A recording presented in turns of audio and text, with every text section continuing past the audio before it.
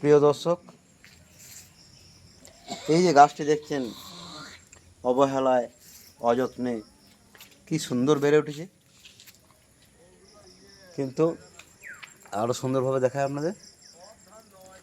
এই দেখুন কত সুন্দর অবহেলায় অযত্নে কি সুন্দর বেড়ে উঠেছে।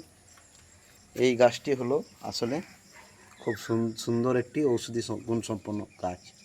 এর নাম হচ্ছে কালমেঘ। আজকাল প্রায়শই দেখা যায় না গ্রাম বাংলায়, কিন্তু আজ সকালে হাঁটতে বেরিয়ে আপনাদেরকে দেখালাম। গাছটা চিনে রাখুন, এই গাছটিকে সংরক্ষণ করুন। এই গাছটি মধুমেহ রোগ অর্থাৎ ডায়াবেটিসে প্রচুর কাজে দেয়।